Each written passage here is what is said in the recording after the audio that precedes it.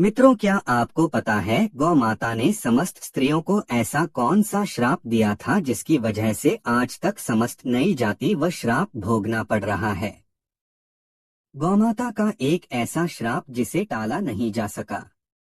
दोस्तों, वह श्राप कौन सा था, जानने के लिए वीडियो को पूरा जरूर देखें।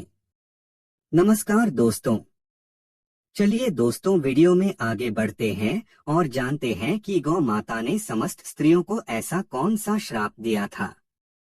दोस्तों, एक समय की बात है जब भगवान श्री कृष्ण अपनी राजगद्दी पर विराजमान थे, तब उनके पास देवर्षि नारद मुनि आती हैं और कहते हैं, हे प्रभु, मैं लोक में भ्रमण कर रहा था।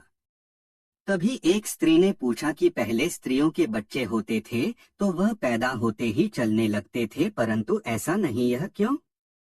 प्रभु, मुझे इस प्रश्न का उत्तर याद नहीं था, इसलिए मैं आपके पास आई, कृपया मुझे इस प्रश्न का उत्तर बताएं। श्री कृष्ण कहते हैं, तुम्हारा यह प्रश्न समस्त स्त्री जाति के लिए अत्यंत महत्वपूर्ण है। अगर तुम इस प्रश्न के उत्तर को जानना चाहते हो तो ठीक है, मैं तुम्हें एक कथा सुता हूँ। तुमको इस कथा के मध्य से पता चल जाएगा कि किस वजह से अब स्त्रियों का बच्चा पैदा होते ही चल नहीं पाता है। कि प्रभु, मैं इस कथा को पूरा सुनूंगी, कृपया आप कथा को सुनें। दोस्तों, अगर आप भी जानना चाहते हैं कि इस प्रश्न का उत्तर क्या है तो मित्रों वीडियो को आखिरी तक जरूर देखें और वीडियो को लाइक अवश्य करेगा। तो मित्रों, श्री कृष्ण कहते हैं, एक नगर में एक रामचंद नामक व्यक्ति राहत था। रामचंद एक स्वार्थी व्यक्ति था। रामचंद के पास में एक गाय थी। वह गाय दूध देती थी और रामचंद उसे गाय को हर भारत चार खिलाकर उसका दूध निकाल करके उस दूध का बिक्री किया करता था। रामचंद्र गाय का दूध खुद भी पीता था और अपने परिवार वालों को भी पिलाता था। गाय के दूध की वजह से ही राम चलाता था। रामचंद का समय इसी तरह से व्यतीत हो रहा था। कुछ दिनों के बाद एक समय ऐसा आया कि जब रामचंद को गाय ने दूध देना बंद कर दिया। जैसे ही गाय ने दूध देना बंद कर दिया तो इधर रामचंद ने उसे गाय को चार डालना बैंड कर दिया और एक दिन ऐसा आ गया, उसे दिन रामचंद ने गाय को बहुत मारा पीटा और उसने उसे गाय को घर से ले जाकर जंगल में छोड़ दिया।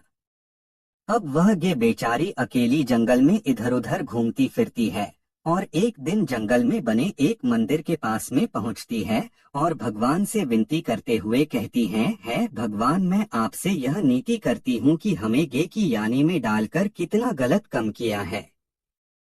श्री कृष्ण कहते हैं, ये कहती है, देखिए, जो आपकी 84 लाख योनियों में सर्वश्रेष्ठ यानी मानव की है, वह कितना पाप और कितना दुष्कर्म करता है। वहती जब तक मैं दूध देती रही तब तक उसे व्यक्ति ने मुझे अपने घर पर रखा, हरा भरा चारा खिलाया। जैसे ही मैंने दूध देना बंद कर दिया उसके बाद में उसने मुझे चारा भी नहीं डाला। इतना ही नहीं, उसने तो मुझे घर से बाहर ही निकाल दिया। अब मैं इधर उधर भटक रही हूँ। अब जंगल में चार खा करके, जंगल में घास खा करके मैं अपने पेट को भारती हो। भगवान, आपने जो सर्वश्रेष्ठ योनि बनाई है, यह तो कितनी स्वार्थी और लालची यानी है। श्री कृष्ण कहते हैं, समय व्यतीत होता चला गया, गे बेचारी इधर उधर भटकती रही। जब भी वह गे रामचंद्र के द्वारा पर ए जाती है तो रामचंद्र ने लाठी लेकर के उसे गे को जंगल की तरफ, खेतों की तरफ भाग करके आता है। श्री कृष्णा कहते हैं, ही देव श्री घब जाती है तो अब जैसे ही 3-4 महीने का गर्भ हुआ है तो इस जंगल से एक स्त्री गुजर रही थी।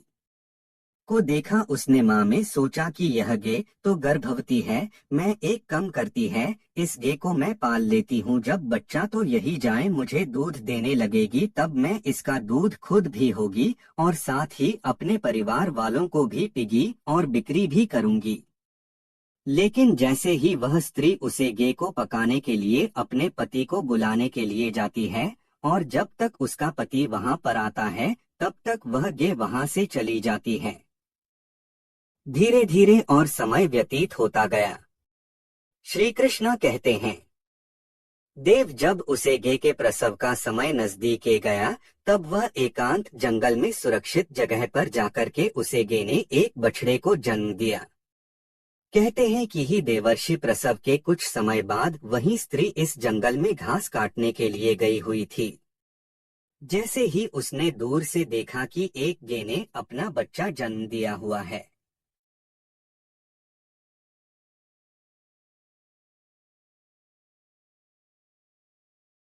वह स्त्री उसके पास गई और उसने ध्यान से उस गाय को देखा तो बोली कि अरे यह तो इसे ने तो बछड़ा दे ही दिया, चलो अच्छा हुआ। वह स्त्री सोचती है, अब मैं इस गाय को पढ़कर अपने घर पर अवश्य ले जाऊंगी।